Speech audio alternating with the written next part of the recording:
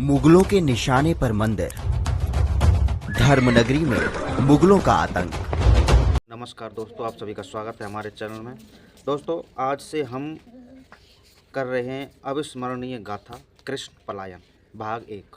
तो दोस्तों, ये कहानी है, यह वो दौर दमन का था जब आस्था के दीप बुझाने के लिए औरंगजेब की तलवार गरज रही थी। यानी कि सवा मन घी का दीपक देखकर भड़क गया औरंगजेब। तो दोस्तों, आज से हम शुरू कर रहे हैं और इस सीरीज में कैसे क्रूर बादशाह औरंगजेब की वजह से हजारों साल पुराने दिव्य कृष्ण विग्रह ब्रजभूमि छोड़कर गए थे। तो दोस्तों, आप देख रहे हैं और आगे चलते हैं, आपको दिखाते हैं।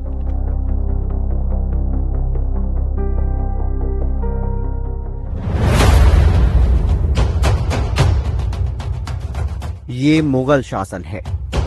दिल्ली की गद्दी पर औरंगजेब बैठा है, एक कट्टर बादशाह जिसे हिंदुओं के मंदिर और रीति रिवाज फूटी आंख नहीं सुहाते।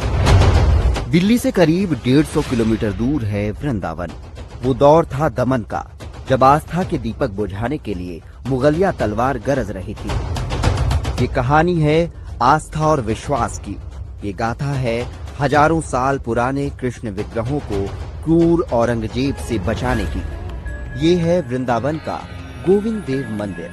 इसका 7 मंजिला शिखर उस दौर के भक्ति का प्रतीक था। मंदिर के शिखर पर सवा मन यानी 50 किलोग्राम घी का विशाल दीप जलता था, जिसकी लौ मीलों दूर आगरा तक दिखाई देती थी। 7 मंजिल के ऊपर एक दीपक था, उसमें सवा मन घी का अखंड दीपक जलता था। ऐसा सुनते हैं कि उस दीपक की लौ की रोशनी आगरा तक जाती थी। आगरा के किले की छत पर टहल रहे बादशाह औरंगजेब की नजर उस तेज रोशनी पर पड़ी। ये क्या है? रात के अंधेरे में ये कैसी रोशनी? पास खड़ा हिंदू सूबेदार बोला, जहाँ पना ये रोशनी वृंदावन से आ रही है।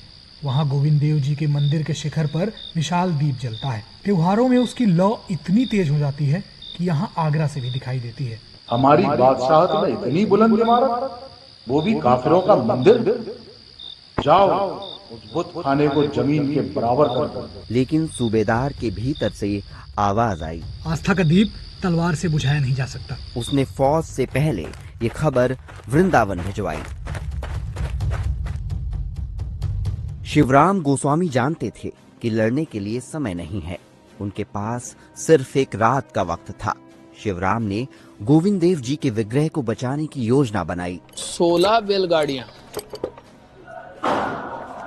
जिसमें सबसे आगे गोविंद, उसके पीछे उसके सेकंड वाली बैलगाड़ी में शिवराम गोस्वामी पुजारी, जो गोविंद के सेवित थे। मंदिर के सेवायत गोविंद जी को घास से भरी बैलगाड़ी में छिपाकर वृंदावन से निकल पड़े। वे मुगल चौकी से गुजर ही रहे थे कि एक मुगल सिपाही ने आवाज दी, रुको। लेकिन शिवराम गोस्वामी ने गाड़ीवान से कहा, रुकने की जरूरत नहीं है, चुपचाप चलते रहो। तो दोस्तों, इस भाग में आपको बताएंगे खून की आखिरी बूंद तक मुगलों से लड़ेंगे।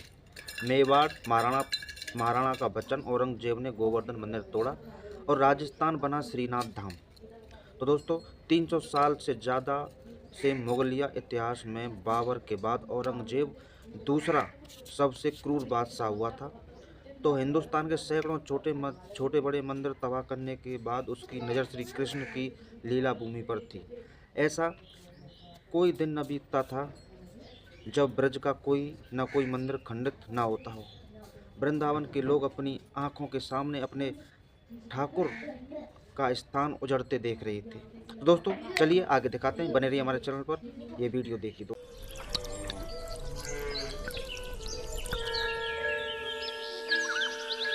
एक ही चीज फरमान जारी किया था कि मंदिरों को तोड़ना है। मुगलों के निशाने पर मंदिर, धर्मनगरी में मुगलों का आतंक। साल था 1669। आतताई औरंगजेब की फौज सनातन के मंदिरों को मिट्टी में मिलाने पर आमादा थी।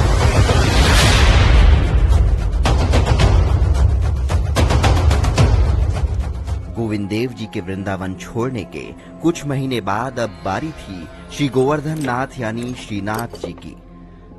मथुरा के जतिपुरा में प्रकट हुए श्रीनाथ जी की सेवा वल्लभ संप्रदाय के सेवायत करते हैं। सेवायतों को पता था आज नहीं तो कल मुगल फौज जतिपुरा पर भी हमला करेगी। उससे पहले ही गोवर्धन नाथ जी के सेवायत विग्रह को बचाने की योजना बनाने में जुट गए। सबकी नजरें एक साथ दामोदर जी पर गईं। वे चुपचाप सब सुन रहे थे। फिर बोले, ठाकुर जी को वृंदावन से निकालना होगा। ये काम आसान नहीं है, लेकिन ठाकुर जी साथ हैं तो डर कैसा।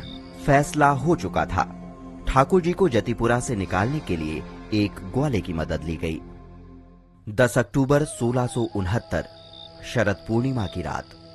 द्वापर में इसी रात महारास हुआ था और कलयुग में गोवर्धन नाथ व्रत छोड़ रहे थे। 10 अक्टूबर की वो तारीख थी जब प्रभु ने अपना प्रिय ब्रज क्षेत्र, अपना गोवर्धन पर्वत छोड़ा। एक रात कुछ आवाज सुनकर दामोदर जी सतर्क हो गए। बैलगाड़ी की रफ्तार तेज हो गई और फिर अचानक जयघोष सुनाई दिया। वे मुगल सिपाही नहीं, ग्वाले और किसान थे जो श्रीनाथ जी के दर्शन की लालसा लेकर आए थे। मंगला आरती हुई और काफिला आगरा की ओर चल दिया।